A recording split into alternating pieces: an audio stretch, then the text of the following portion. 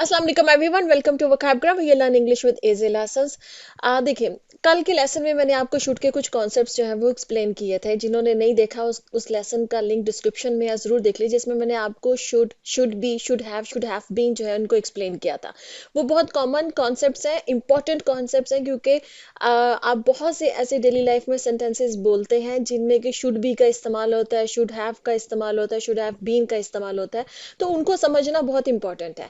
उसके अलावा अब ये कुछ मजीद कॉन्सेप्ट्स हैं शुड के, जो कि है should have had, should have had to या शुड हैव टू हैव।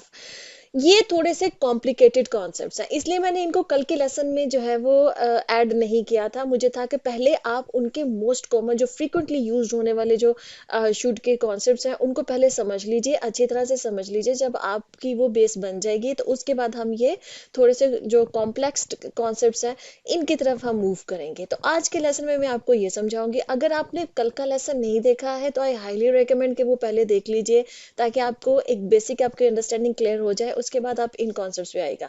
ये जो कॉन्सेप्ट्स हैं शुड हैव हैड और ये जो सारे हैं, इनमें मैं आपको बता दूं कि शुड हैव हैड जो है ये तो कॉमनली इस्तेमाल होता है इंग्लिश में, लेकिन बाकी के जो तीन कॉन्सेप्ट्स हैं ना, should have to, should have had to, should have to have, ये थोड़े से रिडंडेंट और कॉम्प्लेक्स कॉन्सेप्ट्स हैं। ये इतने ज्यादा अब इस्तेमाल नहीं होते हैं, लेकिन मैं एक्सप्लेन आपको इसलिए करूंगी कि अगर कहीं पे आप पढ़ ले इनको या किसी को इस्तेमाल करता सुन ले आप, तो आपको पता हो कि इनका मतलब क्या है, क्यों इस्तेमाल हो रहा है। ये कॉम्प्लेक्स है, ये इतने ज्यादा अब मतलब नहीं इंग्लिश में इस्तेमाल होते हैं, लेकिन ग्रामेटिकली रॉन्ग भी नहीं है ये, ठीक है। करेक्ट है, लेकिन कॉमनली इस्तेमाल भी नहीं होते। हम इनको आज समझते हैं, ठीक है। जैसे कि पहला ये है शुड हैव हैड। ये शुड हैव हैड क्या होता है? शुड हैव हैड हम यूज करते हैं, जैसे कि मैंने शुड हैव आपको पिछले लेसन में समझाया ना, जिसमें मैंने आपको बताया था कि पास होना, पोजेशन के लिए बताया जाता है, पास होना, ठीक है, पास होना चाहिए। अगर आपने ये कहना हो जैसे कि you should have book with you, तुम्हारे पास किताब होनी चाहिए, ठीक है, ये मैंने आपको बताया था। अगर आपने पास्ट में बात करनी हो कि किसी इंसान के पास कोई चीज होनी चाहिए थी, ठीक है, पास होनी चाहिए थी, तो उसके लिए फिर हम शुड हैव हैड इस्तेमाल करते हैं, ठीक। जब आपने प्रेजेंट में कहना होता है ना कि तुम्हारे पास ये चीज होनी चाहिए, तो फिर हम शुड हैव लगाते हैं। लेकिन जब हमने ये कहना होता है ना कि तुम्हारे पास ये चीज होनी चाहिए थी, पास्ट में, मतलब वो अपॉर्चुनिटी जो है ना वो पास्ट में थी, वो मिस हो गई अपॉर्चुनिटी, और वो काम जो है ना वो पास्ट में खत्म हो गया, ठीक है। तो फिर हम शुड हैव हैड इस्तेमाल करते हैं, मतलब पास होना चाहिए था। इसको हम देख लेते हैं सेंटेंसेस में। You should have had enough money before living home. तुम्हारे पास काफी पैसे होने चाहिए थे घर से बाहर निकलने से पहले।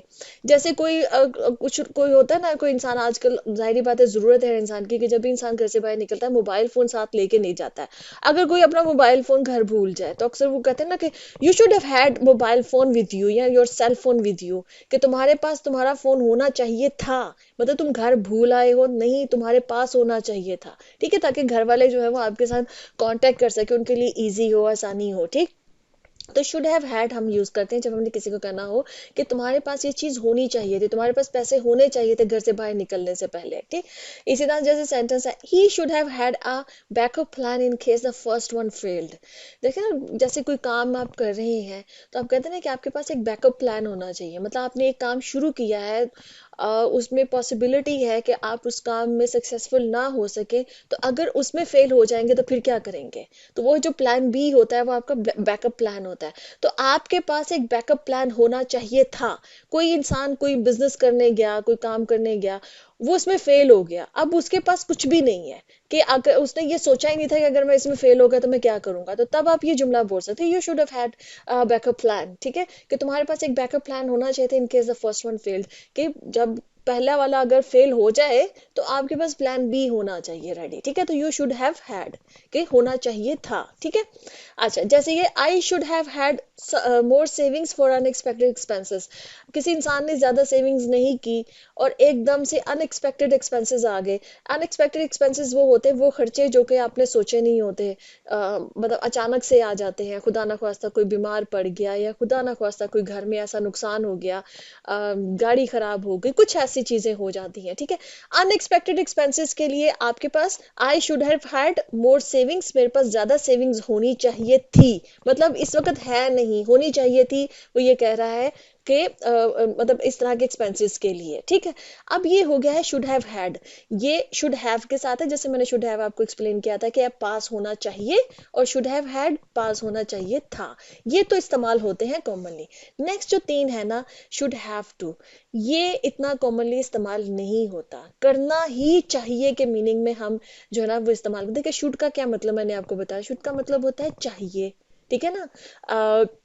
यू शुड गो देयर, तुम्हें वहां जाना चाहिए, you should eat your food, तुम्हें तुम्हारा खाना खाना चाहिए, ठीक है। जो भी हैव टू, हम अब मैंने आपको एक्सप्लेन किया हुआ है हैव टू का क्या मतलब होता है। हैव टू का मतलब होता है जब आप किसी चीज में ऑब्लिगेशंस बता रहे होते हैं कि ये लाजमी होना चाहिए, तो शुड और हैव टू जो है ना वो इकट्ठा बहुत कम इस्तेमाल होता है, क्योंकि शुड का मतलब भी यही होता है कि चाहिए, और हैव टू जो है ना ये थोड़ी शुड से स्ट्रॉन्ग वाली होती है कि ये लाजमी होना चाहिए, ठीक है। ये इस मीनिंग में हैव टू जो है वो इस्तेमाल होता है। तो जब ये दोनों इकट्ठे हो जाएंगे ना, तो इनका मतलब यही बन जाता है कि मतलब स्ट्रॉन्ग एक रिकमेंडेशन बन जाएगी कि भाई ये लाजमी होना ही चाहिए, इस मीनिंग में आ जाएगा। लेकिन ये मैं बता दूं, ये ग्रामेटिकली रॉन्ग तो नहीं है, लेकिन तो ये अब कॉन्सेप्ट जो है ना ये अब थोड़ा सा रिडंडेंट हो गया हुआ है, इतना कॉमनली अब नेटिव स्पीकर्स इसको इस्तेमाल नहीं करते हैं।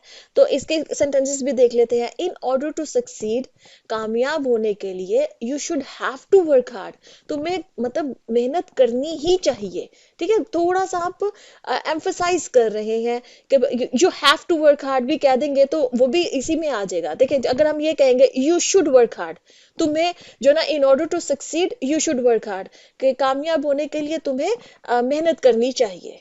अब अगर ये तो हो गया सिंपल वाला सेंटेंस, अगर आपने थोड़ा सा जोर डालना है तो आप ये कहेंगे in order to succeed you have to work hard, कि तुम्हें कामयाब होने के लिए तुम्हें मेहनत करनी चाहिए, ठीक है।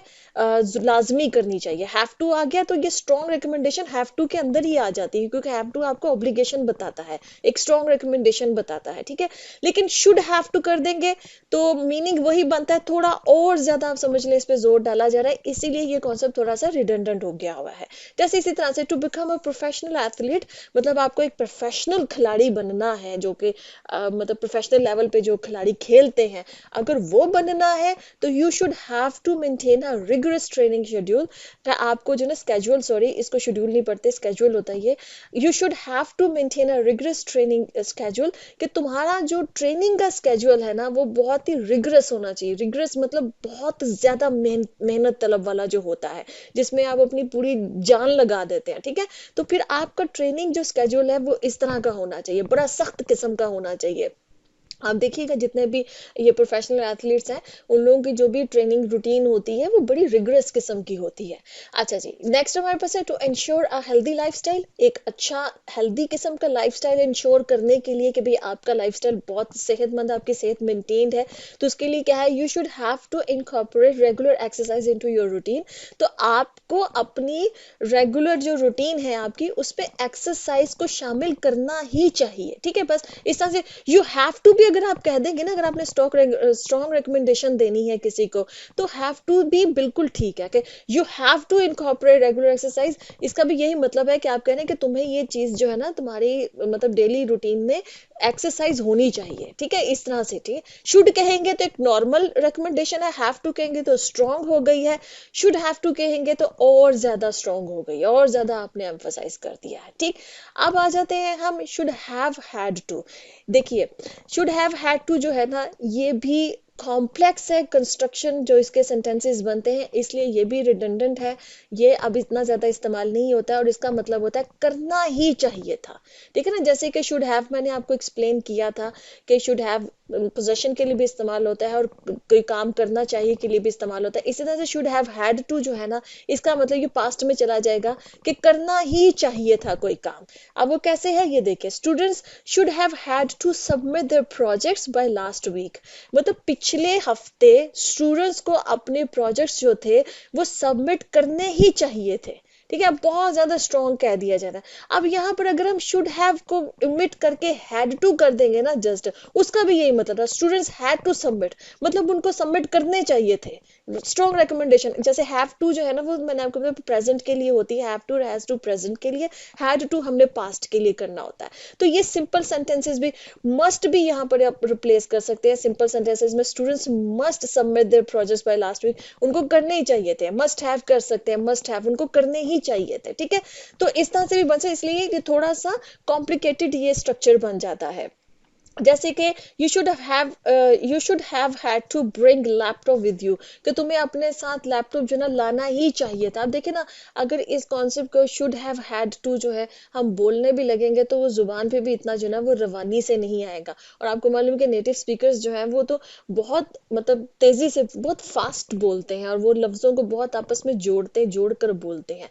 तो इस वजह से भी ये जो थोड़े से कॉम्प्लिकेटेड जो है ना, तो ये रिडेंडेंट हो गए हुए हैं। इसी तरह जैसे the labours have had to follow strict safety protocols during work, के जो लेबर्स होते हैं, जो मजदूर वगैरह जो मुख्तलिफ फैक्ट्रीज में काम कर रहे होते हैं ना मुझे, तो वहाँ पर आपको सेफ्टी जो मतलब प्रिकॉशंस जो होती है, उनके जो प्रोटोकॉल्स होते हैं, जो कि मतलब स्टैंडर्ड्स होते हैं, जो वर्ल्ड हेल्थ ऑर्गेनाइजेशन की तरफ से या जो भी होती हैं उनकी तरफ से वो आए हुए होते हैं कि ये लेबर्स की सेफ्टी के लिए प्रोटोकॉल्स उनको लेने ही चाहिए। मतलब वो जो एहतियाती तदाबीर जिसको कहा जाता है कि वहां पर ताकि उनकी सेहत खराब ना हो, तो वो उनको लेने ही चाहिए थे। हो सकता है कोई हादसा हो गया और उसके बाद ये जुमला बोला गया कि भाई लेबर्स को जो है ना हैव हैड टू फॉलो, उनको फॉलो करना ही चाहिए था स्ट्रिक्ट सेफ्टी प्रोटोकॉल्स जो थे, जो सेफ्टी के जो एहतियात के जो हैं वो प्रोटोकॉल्स होते हैं स्ट्रिक्ट किस्म के।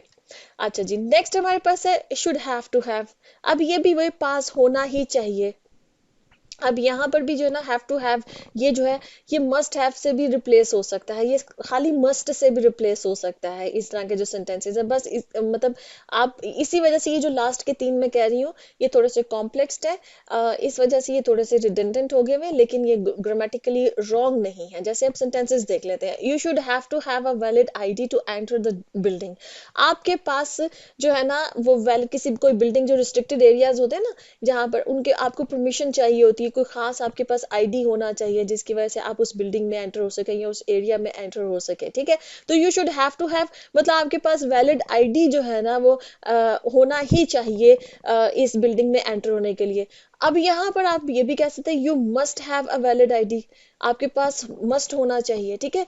तो यू शुड हैव ये भी कर सकते हैं कि आपके पास होना चाहिए। अगर बहुत एम्फोसाइज करें तो मस्ट हैव कर दें तो भी करेक्ट हो जाएगा, ठीक है। तो इस तरह से भी ये सेंटेंसेस बोले जा, जैसे कि in order to graduate, graduate करने के लिए students should have to have completed all required courses, कि जो स्टूडेंट्स हैं जितने भी, देखें अब ग्रेजुएट जब आपने करना तो डिग्री से पहले वो रिक्वायर्ड होते हैं कोर्सेज के, इतने कोर्सेज आपको कंप्लीट, इतने सब्जेक्ट्स आपको पढ़ने या इतने क्रेडिट आवर्स आपको पढ़ने ही पढ़ने हैं, ठीक है। तो वहां पर क्या है, in order to graduate students should have to have, मतलब उनको वो कंप्लीट करने हैं और रिक्वायर्ड कोर्सेज जितने भी रिक्वायर्ड है, जितने भी बताए गए हैं, जितने भी जरूरी कोर्सेज हैं उनको कंप्लीट करना ही चाहिए, ठीक है।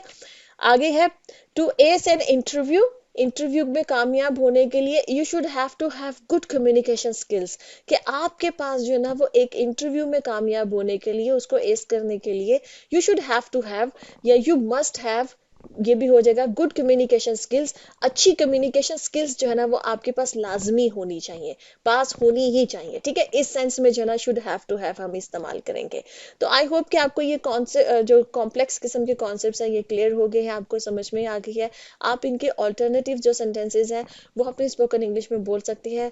मकसद सिर्फ ये होता है कि आपका मैसेज कन्वे हो जाए, आप जो कहना चाहते हैं वो राइटली कन्वे हो जाए और दूसरा इंसान उसको राइटली समझ ले। गुड कम्युनिकेशन स्किल्स यही होती हैं, ठीक है जी। ओके जी, अल्लाह हाफिज।